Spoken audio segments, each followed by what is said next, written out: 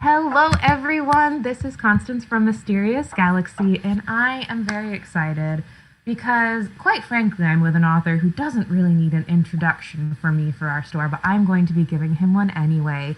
And everyone, I would like a very large virtual round of applause for Neal Shusterman. I know Hello, I can hear everybody. all the huzzas. Yay!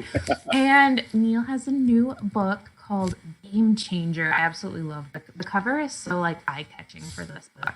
But I'm going to give you guys just a quick little intro on Neal. He is a New York Times best-selling and award-winning author of Challenger Deep, which won the National Book Award, Scythe, which I know so many of you are familiar with and have fallen in love with, especially if Victoria or Kelly has put that book in your hands, and is a Michael L. Prince honor title, Dry, and the Unwind series, among many other books that I know you all are familiar with. And oh my goodness. So I'm so excited that we're getting to celebrate Game Changer. Neal is going to give us a little reading, a little taste, if you will, of what Game Changer is, the sound of it. And before I let him read that, though, I know you guys all know where the chat section is. Something to bear in mind, though, is that during the event, if you have any questions for Neal, make sure that you ask them down below. See where it says ask a question, that little button? Make sure you hit that to ask a question. And then I am delighted that we are offering signed books, not book plates, but actual signed books for Game Changer. So there'll be a buy signed book button down there for you as well. Without further ado, though, Neal, would you like to take us into the world of Game Changer? Yes, I'm going to start with just the opening few chapters of the book. Chapter 1, full stop. You're not going to believe me. You're going to say I've lost my mind or that I've suffered one too many concussions. Or maybe you'll convince yourself that I'm conning you and that you're the butt of some elaborate practical joke. That's okay. Believe whatever you want if it helps you sleep.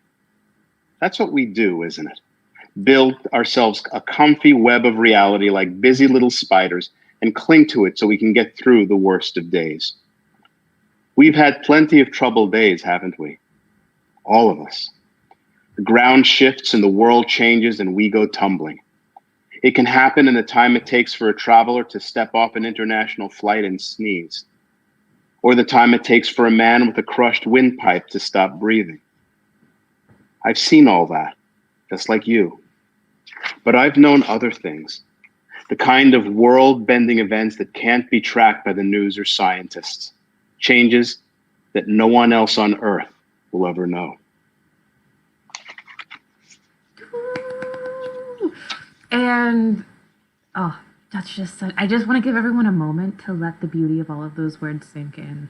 But I think one of the things that myself as well as our booksellers and readers really love is that you always bring such beautifully unique stories. So so excited for this one. And just of course, yeah. And everyone, just to give like a tiny little snippet for what it is about, is that we have our main character Ash, who is a football player. And he gets bonked on the head, but bonking on the head in this book actually takes him into many different worlds and many different perspectives and on quite the adventure, which that is simplifying this story overly much so, but that is all I'm going to give you for now. Now, to go ahead and jump into the questions, I know this is the question that every author has to answer pretty much for every single event, so you know it's coming. But when did you have the original spark for this idea, and was there anything in particular that ignited that spark? As with most of my stories, it's never just a single spark. It's usually multiple things that kind of ignite. And the initial idea actually came when I was doing a school visit. And one of the questions from one of the students was, how come you've never written a football story? And I said, well, if there was a story that lent itself to be told by football, I would never write just a football story. But if a story needs to involve football, I'll write it. And he said, well, what kind of story would it be? And I said, well, it would sort of be my style of story. It would have a surreal twist to it, like maybe, a football player who's a tackle and he hits so hard that he bounces into alternate realities. Wait a second. I like that idea. And so that night I couldn't sleep because that idea was bouncing in my head. And as many ideas do, it just lingers for a long time because I didn't have a reason to tell it. For Mm. me, having a cool idea is just the first part. It also needs to connect with something that's going on in the world, something important to connect it to that's Yeah. happening in the world. And so I thought about the idea for a few years. And then I thought, well, what if these worlds that he bounces into, it's not just, like Quantum Leap where you're jumping from person to person, or where it's episodic.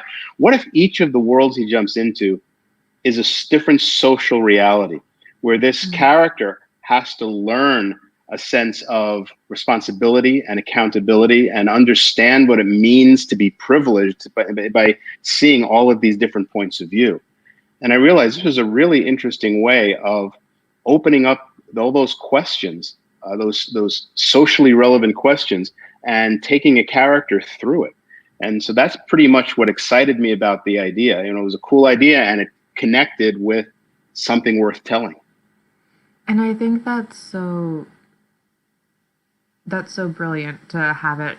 Almost, it's like throwing someone into the deep end, because we have our whole lives from when we grow up, where we have our social norms, we have our culture, we have all of these things that were slowly ingrained in us, and to just be like dumped like back to back to back to back to back into different perspectives, into different worlds, into all of this. It's like having kind of like a thing of like cold water just thrown in your face every time, of having to this like new Yes. perspective and adjusting to it.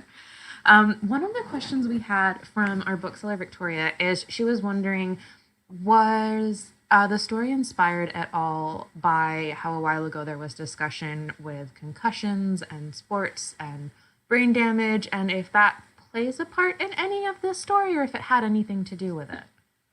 It does. And it's actually kind of what brought the idea back to me Mm. when I was reading a lot about traumatic brain injury. And I kept thinking back to this idea about this football player who starts having these situations where he's not sure whether there's something wrong with him or there's something Mm. wrong with the world. Is he getting concussions, or are his tackles basically giving the world the concussions? And I thought that was an interesting entree into the story. Yeah. Oh, and also too, that's just a lovely. Is it you that's going crazy, or is it the world that's going crazy around Mm-hmm. you? So the next question that I have is, what kind of research did you do to portray all of the different worlds and perspectives? Because this character does hop through so many of them. What kind of research did you do to help build those perspectives as well as worlds? The research was all people research. It was speaking to a lot of different people from a lot of different backgrounds. For the section where I'm dealing, actually, I mean, when I say the section that's dealing with it, it's not like it's just episodic, because each world builds on one another. Mm. But in the section where he first is introduced to racism in a way that we have not seen it in this country for a while. You know what? What I'm going to do is I'm not going to hide the spoilers. This is really hard to talk around the issues in this book. Yeah, and they're Basically, important issues. yeah.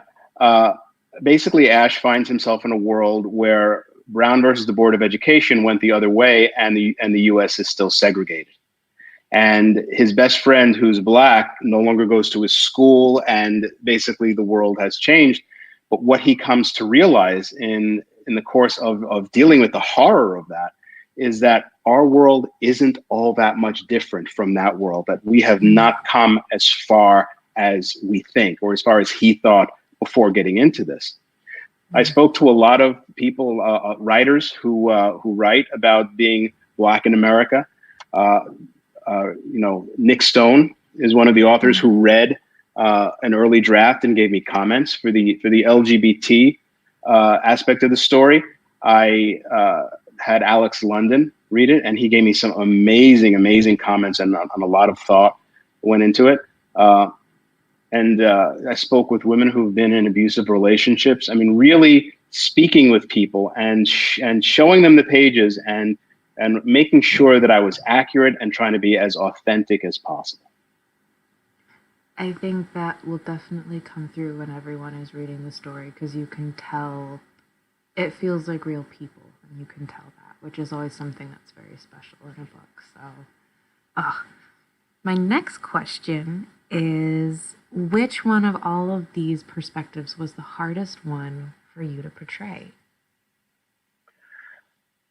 For me, the hardest to write was dealing with the issue of racism, because all of the issues dealt with are such hot button issues. They're so emotional, but trying to take a character who is basically a privileged white kid who's not racist but kind of oblivious to the issues, just sort of doesn't have the perspective to really understand the issues, and trying to put him in a situation where he finally starts to realize, what privilege is about, and with all the things that he hadn't seen, trying to get that right was the most difficult part and the longest part of the journey of writing this book, and the part that I was most worried about, because I felt it critical that I get this right.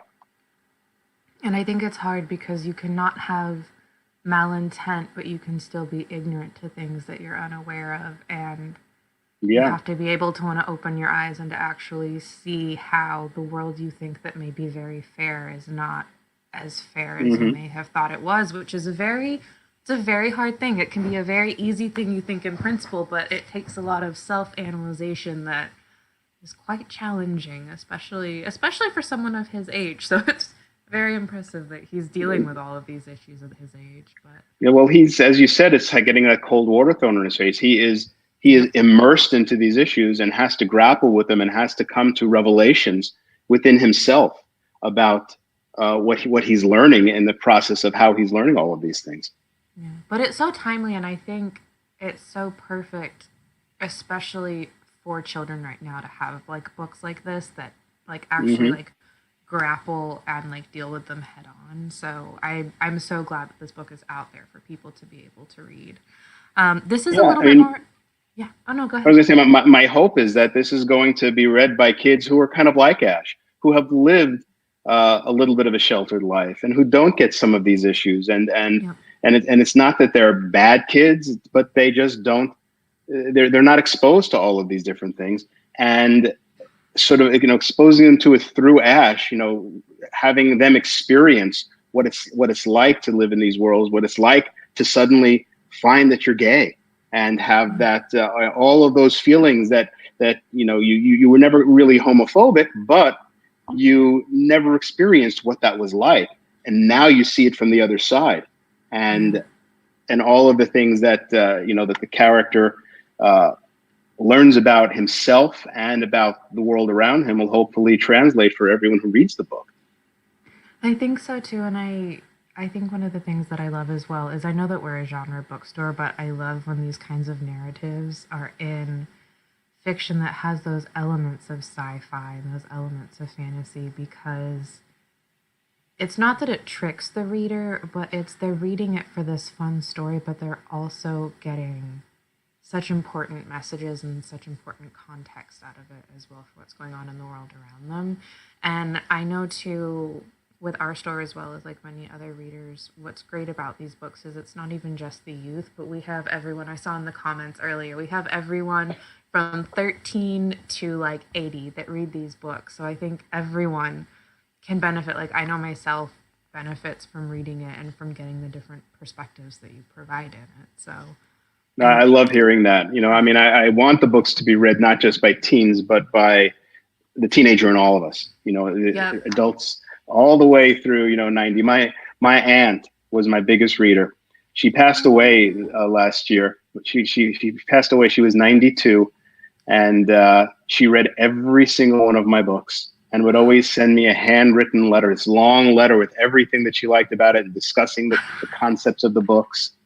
And it was always a treasure and a joy to get those letters from her.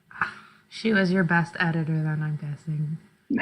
Well, I have a lot of really, really good editors. My editor on Game Changer, Rosemary Brosnan, really, really challenged me to bring this book up to the level that it needed to be. And, an author is really only as good as the person editing them. And I've had great editors. What was the editing process like for this? Was just from what you said, it's having me wonder, was there a big difference between the initial stages of this and kind of the first draft you turned in versus the finished book, or what was the editing process like for you for this one? I mean, there were pages that I turned in long before the first draft that needed to be completely rewritten. Mm-hmm. The process of editing this book was a long process because there were so many issues involved and so many things that needed to be worked through. Uh, a lot of it was therapy because there's a lot of the book terrified me while I was writing it. I was worried that I wasn't going to get it right, and the soul searching that goes into writing a book like this is really half the battle, and trying to overcome your own trepidation in dealing with the issues. Well, I think you nailed it out of the park. I know I'm not a young teenage boy, but I still think you nailed it out of the park. Thank you very much. So more of a fun question. I know this book, it deals with such heavy topics, but which out of all of these worlds do you think would be the most enjoyable to live in? Enjoyable may not be the correct word, but if you had to pick one, which one would you want to live In Game Changer or of all in? my books? Let's go. Ooh, let's do both. Let's do Game Changer, and then we'll do all of your books. Well, the thing is, in Game Changer, each of the worlds he lives in are.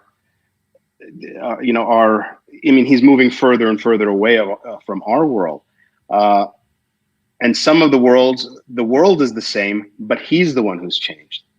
I think for the character of Ash, the world he found himself, and surprisingly so, most comfortable in, was the world in which he was gay because he was in love, and it and he had a hard time leaving that world, but came to realize that his own personal needs are not as important as the needs of the world, and he needed to get the world back to where he started, not fix the world, because this is not a story about the straight white hero fixing the world. It's about that same character coming to realize that the only reason the world needs fixing was because of his action and his inaction, and the best that he can do is bring it back to where it started and begin the change from there. Oh, that's just, oh goodness. If only the rest of the world could have the maturity that this young man finds by the end of this book, then I So feel it takes him it takes him everything that happens to him to get to that point. And hopefully I see the character as a character who will go on to do great things because of the perspective that he now has. What do you see happening past when the book ends? What do you see Ash going and doing? Like after it ends? I know that could be kind of a spoilerly question, but what do you see him doing as he becomes an adult and how he affects our world? I have not given it thought specifically as to what he does. The only thing that we do know is that he is going to be an individual who is going to change the world in a positive way. We don't know how, but we know that everyone who has in history who has had this opportunity, who has had has been, as I call it, the subjective locus, where world has changed around them, has gone on to live exemplary lives. And he's the next he's number 10 in the line of 9. One of the things the question that I always get asked from my agents, when they read the book, and my manager, everybody asks the same question. At the end, I have one of the characters saying that, the 9 people who this has happened to in the past have gone on to lead these amazing lives, and you're the 10th, and everybody wants to know, who are the other 9? And of course, that's where I give my sinister little grin and say, that's up to you to decide.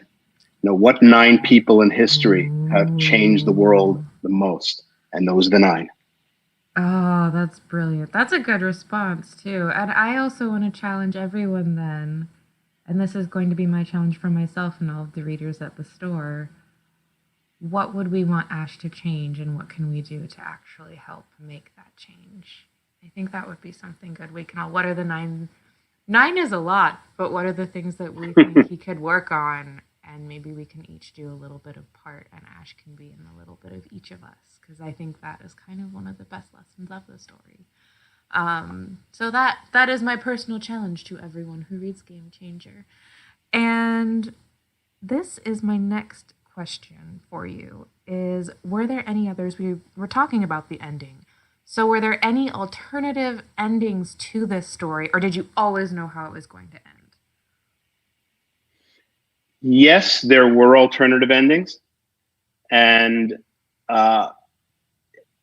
it's really hard to say what the alternative endings were without spoiling everything that leads up to the ending now.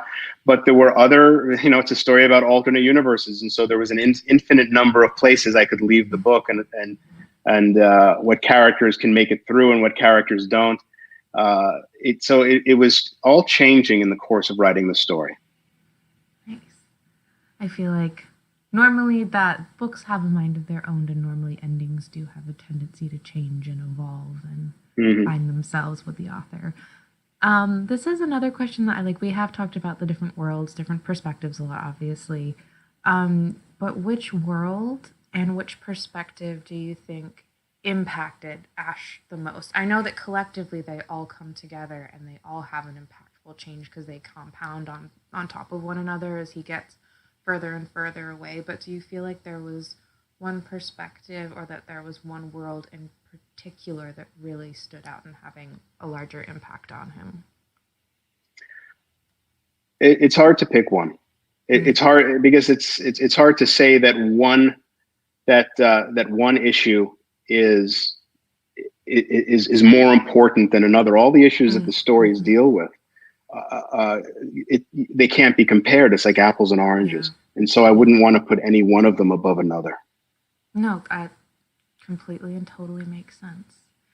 And before we go into a second reading and audience questions, I do have one more question, and this is, I wish we had your computer right now, or the app, but it is, what advice do you know what this is? I think I just gave it away. But what advice do you think the Thunderhead would give Ash and this world that we live in?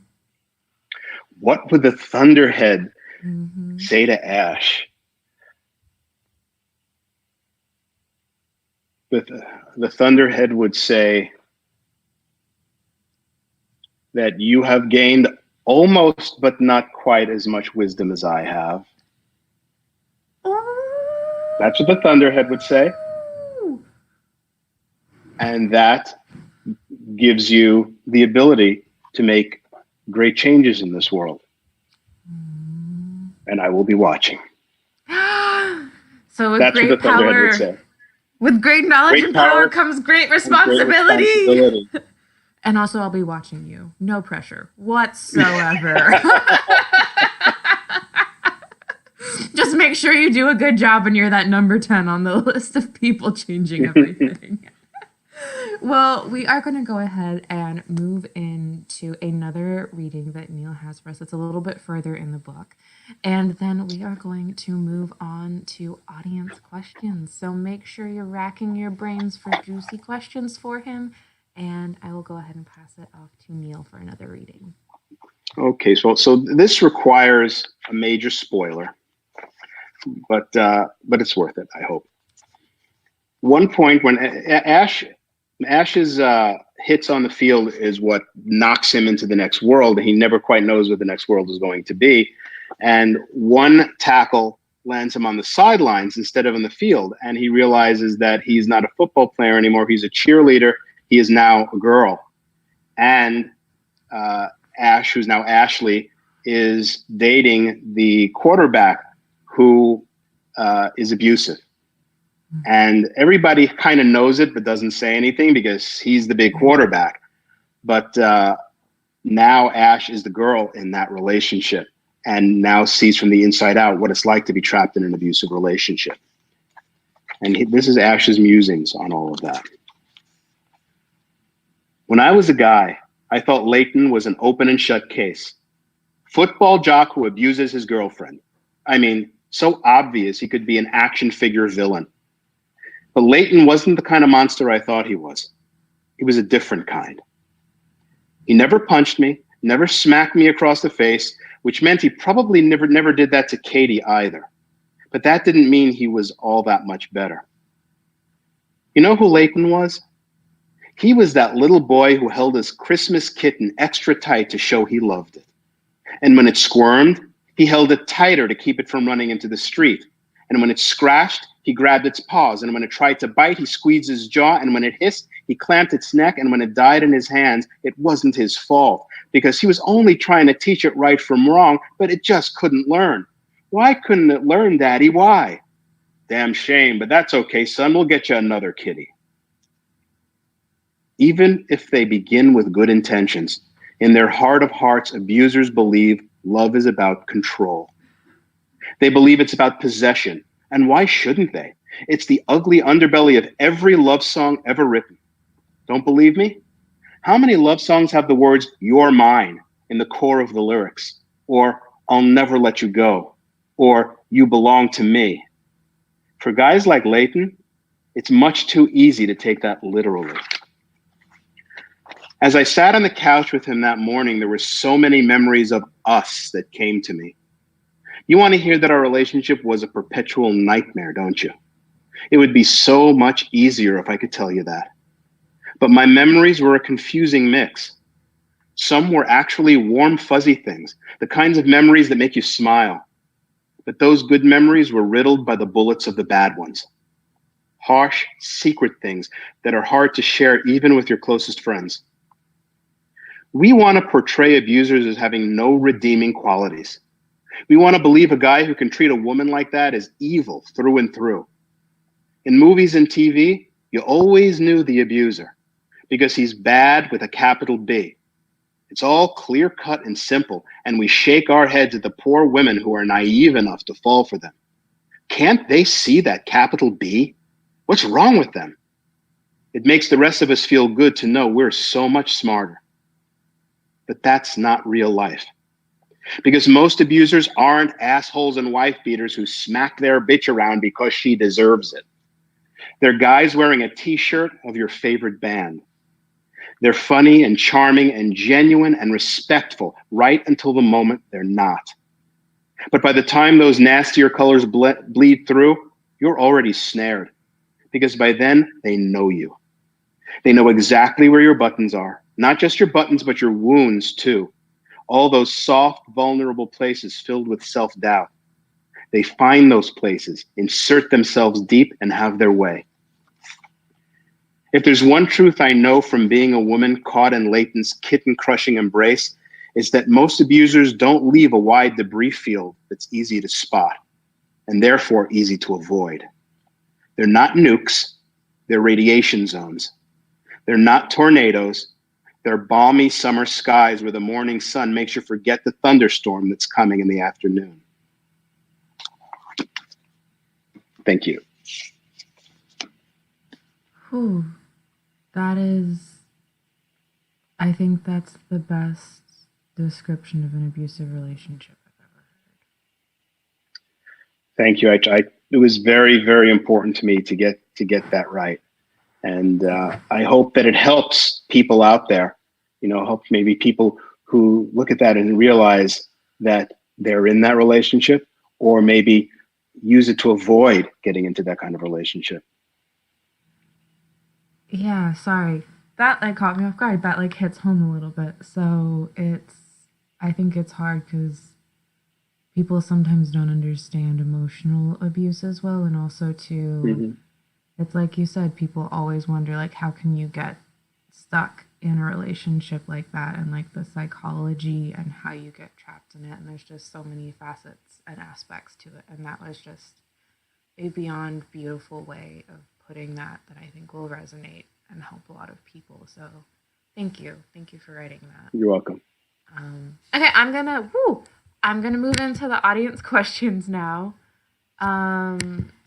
So the first question that we have is, oh, this is hard. This is like asking someone to choose their favorite child. But of everything you've written, do you have any favorites? Favorite books, characters, scenes? Is there anything I mean, you've written so much as well, but is there anything in particular that sticks out in your memory where you're just like, yes? It's very difficult to pick a favorite. I can tell you, the most fun ones to write were the Schwa was here, the Anti-Banano series, and Tesla's Attic, the Accelerati trilogy, which I co-wrote with Eric Elfman. Those were the most fun to write.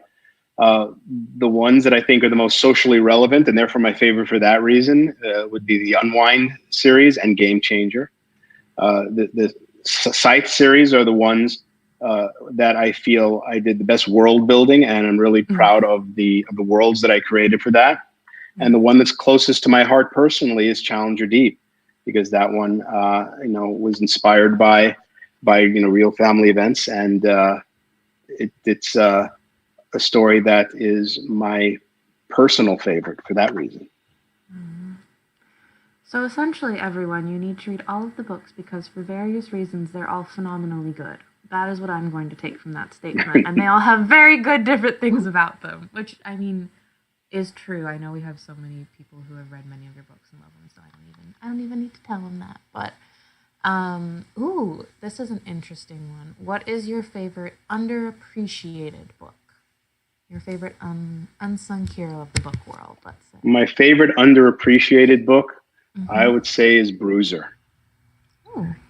Bruiser is a book that didn't get the attention that I wanted it to get, but it's one of my favorites, and I think for those who have read it, I get a lot of emails from people who ask if it's being made as a movie or if anything else is happening to it, if I'm ever going to write a sequel. I get a lot of people asking if I'm going to write a sequel to Bruiser.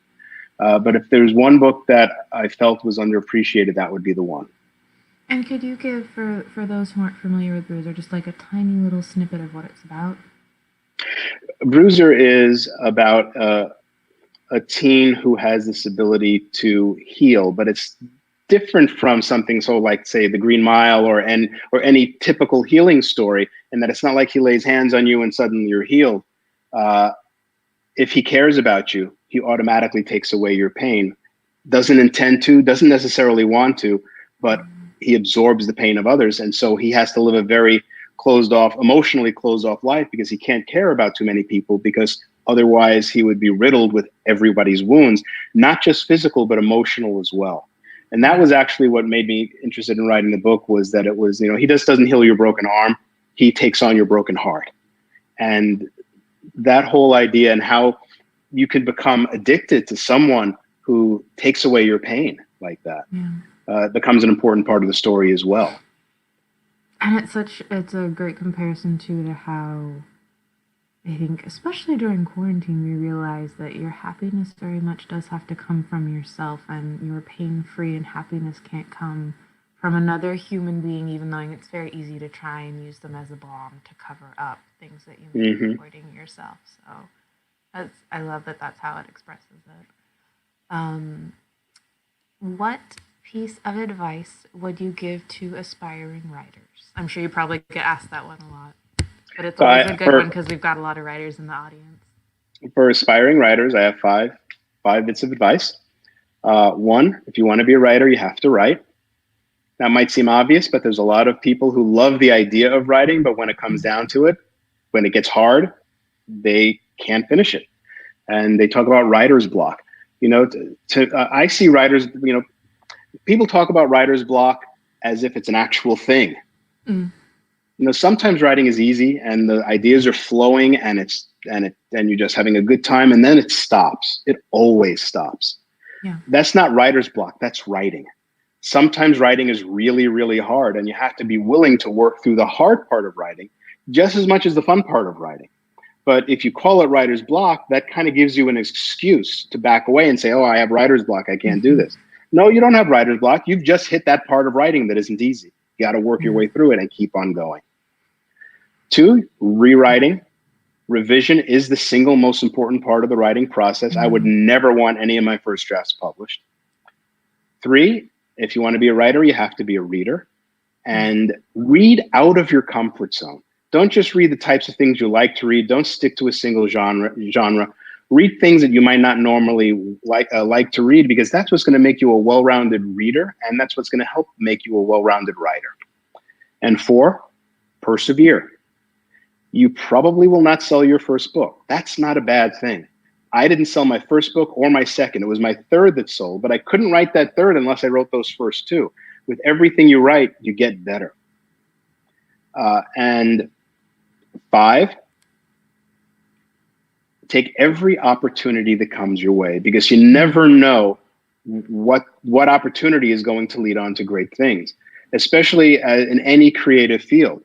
You know, if you like writing fiction and you've been offered, a job to write an article, take it, do it. You never know where it's going to lead. I know the one thing that I have learned, and this I learned early on, is that the thing that you think is going to sell is not the thing that's going to sell, but it's going to lead to other things. Early in my career, I had written a couple of scripts, couldn't sell those scripts.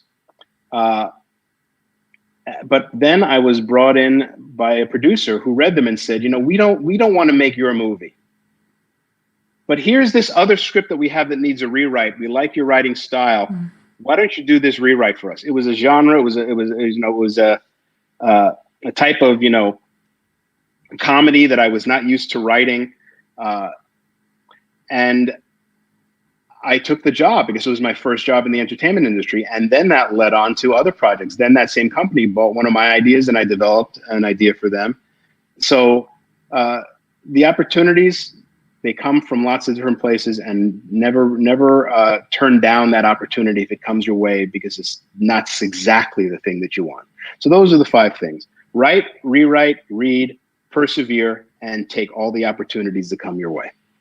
Everyone needs to write all 5 of those down, because those are all phenomenal things that could probably have TED Talks unto themselves for the importance of each one. But also, I love the last one, though, in particular, because it really is true. It's so hard to, be sometimes your own greatest enemy if something feels outside your comfort zone, and be like, well, I don't think I'd be good at it. And it's like, well, how do you know if you haven't tried? You never know, right? So, I love all of that. And I think it makes me want to ask, what are some of your favorite books you've read recently? Because I feel like a lot of the times when I ask why authors that question, it will normally be adult horror or I love seeing what are you reading right now? What have been your favorite pleasure reads that you've been reading? I was a judge on the National Book Award this past year.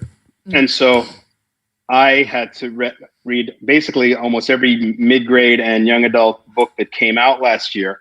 And so I can't really talk about all of those, because you're not supposed to play favorites as one of the judges.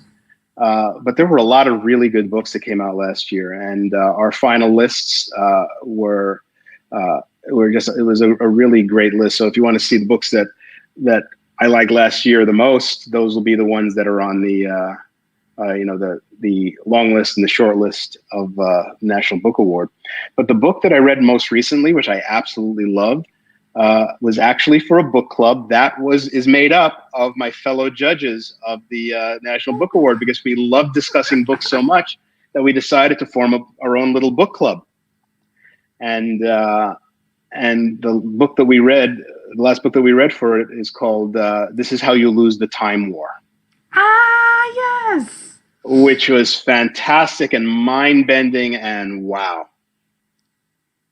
That is, I believe, one of our bookseller Gary's. It's one of his handsells, one of his favorite books. It's a great book. Absolutely loved that one. I haven't gotten to read it, but I've heard him speak about it. When you have someone who loves a book so much and you hear them speak about it, you're like, why have I not read it yet?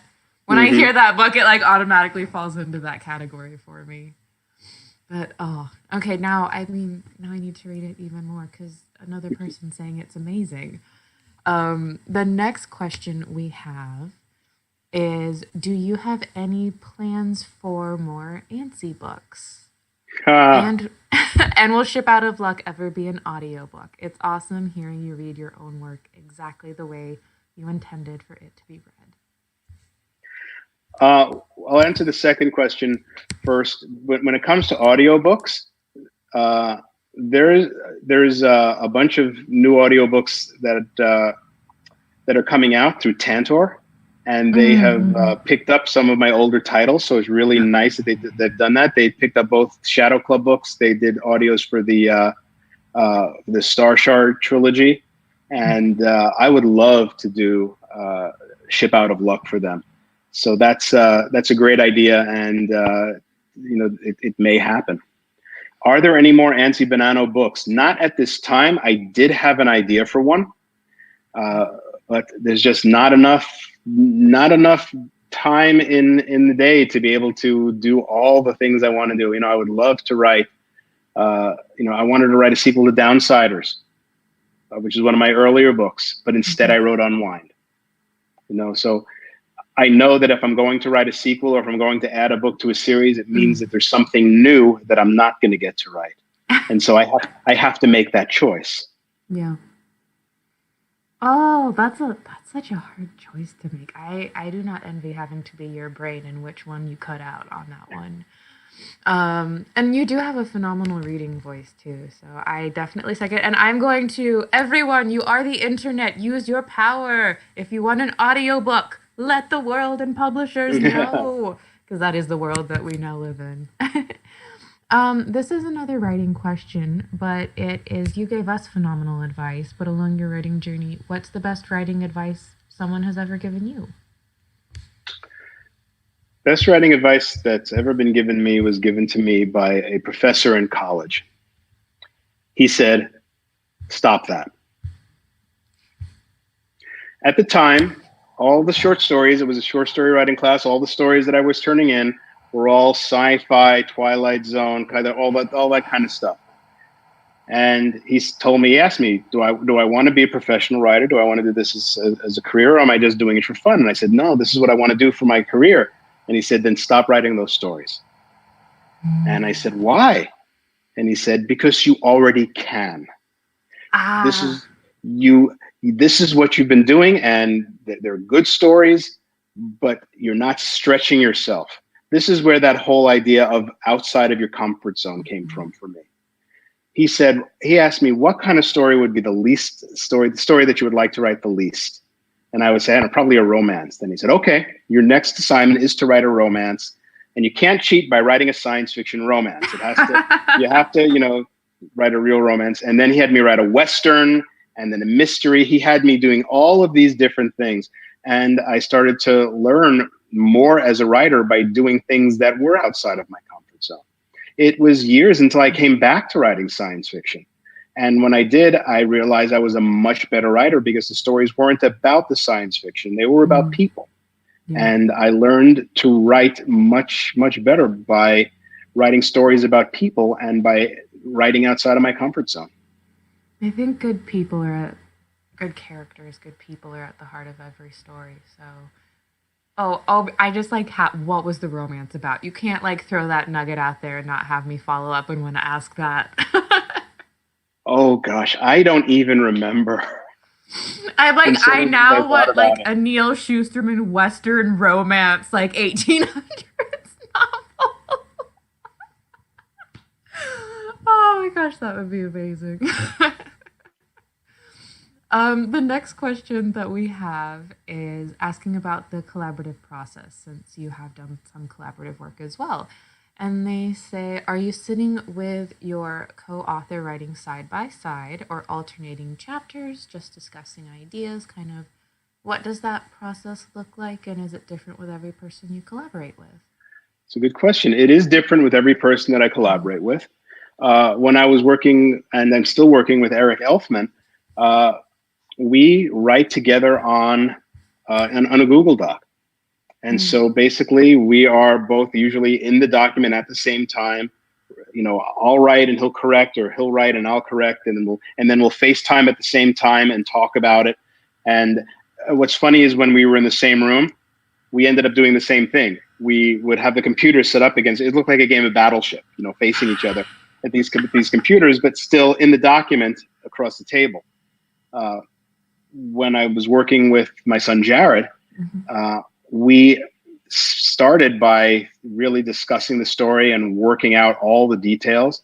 And then we decided who's going to do the first draft of which chapter. So it's like, he wanted to take the first draft of a chapter by a character named Kelton. And so we decided that, okay, Kelton is going to approach life like he's writing a noir novel. And so Jared ran with that. And then when it came to me, I did a rewrite, and then I wrote a little bit more, and then it went back to him, and then he rewrote what I did and added a little bit more. And the next time it came to write the character, if one of us started a character, the other one would take that character's next chapter. And so once we knew the voice of the character, it could go back and forth. Either of us could do it. And so that was a great way of working. It got to the point where we couldn't remember who wrote what.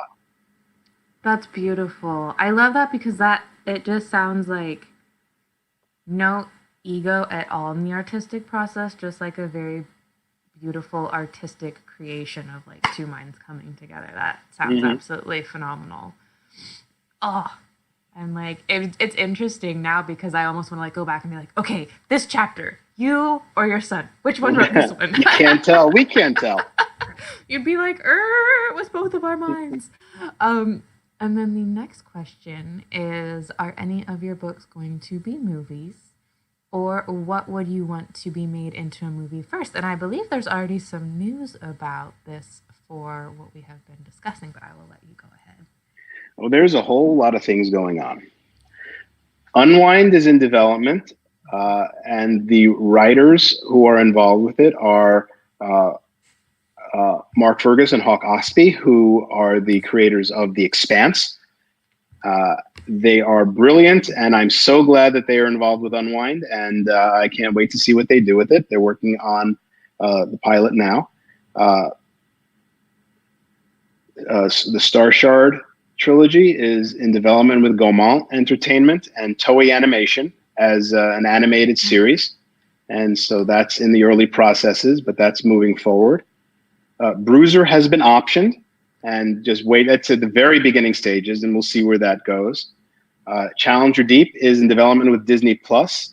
The script is being written by Will McCormick, who's one of the writers on Toy Story 4. Scythe is in development with Universal and Amblin. Steven Spielberg is a producer on it, and the script is being written. There is doing a new script by Gary Dauberman, who is best known for writing the It movies, Stephen King's It. And so this is his new project. And Dry is in development with Paramount. And the script was written by Jason Fuchs, who is the writer on the first Wonder Woman movie. And right now they are about to attach a director, and it's getting closer and closer to being greenlit. So keep your fingers crossed. Oh, and of course, Game Changer. Game Changer is in development with Netflix. And I am co-writing the script with Brian Yorkie, who's going to be the showrunner. And Brian, first of all, he wrote my favorite musical of all time, Next to Normal, which is about mental illness. It won the Pulitzer Prize, and it is brilliant. And he's now doing a lot of work in television. And he brought 13 Reasons Why to TV with Netflix. And so this is his new project. And writing with him has been amazing. It's been fantastic. We're just about finished with the first draft of the pilot, and we are very excited about it. So just a couple things going on. Yes. It doesn't mean that they're going to get made, or the entertainment industry makes such a small fraction of the things they develop, but the more things you have happening, the more likely one of them will go. Yep, and I think, too, the fact that you have fantastical elements as well as such important social commentary in your work makes it just translate phenomenally well, especially for what people are doing now in particular. So I'm really, really excited that those are Me too. Those are working on. And I wanted to ask, because you worked on scripts before, so I know for a lot of authors, it's kind of like the rights will get purchased for whatever they want to turn it into, and then it's kind of like, it is no longer mine. It is now in their hands to be whatever they shall make it. But since you actually have experience with script writing, what does that kind of feel like process wise for you then? Is it easy to just be like, take my baby, or do you want to be more involved, or what is that kind of like on your end of things? I want to be involved, and in many Mm. cases I am. Sometimes I do need to step back because I'm busy doing other things, and so I can't be as involved. I Yeah. don't want to be the person who's slowing down the process. And so it's fine sometimes if the story goes, if it goes with somebody else. I know with Dry, Jared and I wrote the first draft of the script, Ooh. and then they felt that they wanted, a big A-list writer to write Mm. it and make it more cinematic. Mm. And when we saw the draft, when we saw what he was doing with it, we agreed. He's really brought this visual element that makes it feel big. Yeah. It makes it feel like a movie in movie theaters. And so, we didn't have a problem with that. Just from like this conversation, like your capacity of collaboration is phenomenal. And it's so cool to hear you talk about that. Like, because you have the unique skill of you're an amazing solo writer, but then you also collaborate and create amazing projects as well, which is not always a skill set you necessarily see together. So it's amazing that you have Well, both of those aspects. it also depends on the collaborator. I've Mm. had I have great collaborators, and Yeah. that makes a huge difference. It's a two-way street. It's a Yeah. relationship that is a two-way street. Hmm. Well, we are coming to a conclusion of the Oh, event. I know. I was like, this is so much fun. I'm getting to pry like your brain with all of the good questions. This is a final call to all of our audience members. If you have any more questions, you may go ahead and throw them down there. But I'm going to have my final question that I normally like to ask is, I know that we are celebrating Game Changer, which has just come into the world, but the world of publishing, as we know, Game Changer has been finished for a while now. So once people gobble up this one, what are you currently working on, or what is next in the pipeline? Because I know that, no, I'm so sorry. I don't want to end the event, but we are reaching that time. But what are you working on, and what is in the pipeline for you right now? coming next is the book that we just finished actually last week. It actually just went Ooh. into copy editing yesterday, so it's Ah. officially done. It's called Roxy. It's the next book that I've co-written with my son Jared, Aw. and it is a story that addresses the opioid epidemic, Ooh. and it tells the story of drugs from the point of view of the drugs themselves, as if they are the Greek gods. They exist. They exist in this eternal party in the sky, and they come down to earth to either help people or destroy them. Roxy is OxyContin, Oh my and gosh. she's a seductress. She's beautiful. She can take away your pain, and she can steal your life. Makes me think of Dionysus a little bit. So I'm listening to Stephen Fry's Mythos right now. So like when you said mythology, my brain was like, oh my gosh. Plus it's such an interesting perspective. And then it also makes me feel like, oh my goodness, we're going to be buzzing around like the neurosynapses of someone's brain as like drugs. And, sorry, my brain just totally like went super excited mode on that when you said Good. that. That's what I want. So, And then after oh, that, I have a graphic novel that is Holocaust themed coming out called Courage to Dream. mm, Been working on that one for about 5 years.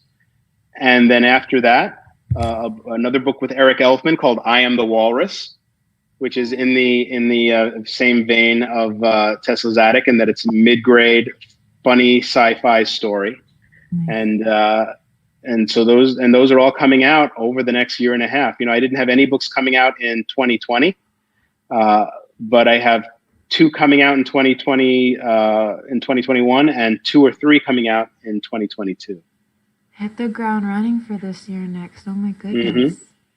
We have two more audience questions. The first one, this is quite cute. It says this isn't related to Game Changer, but an unwind, where did Connor's nice socks inspiration come from? Because I use it all the time. It's a great comeback. Honestly, I don't remember. I don't Fair remember. enough.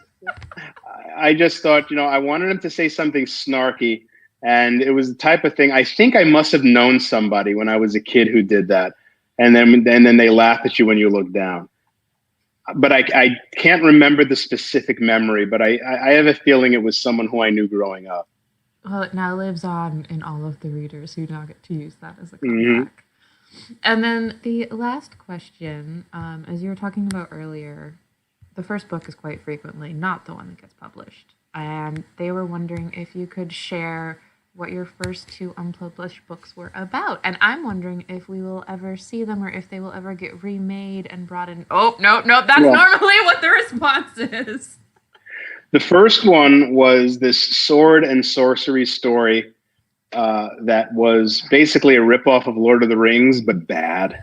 Nice. And so, no, that's never going to see the light of day.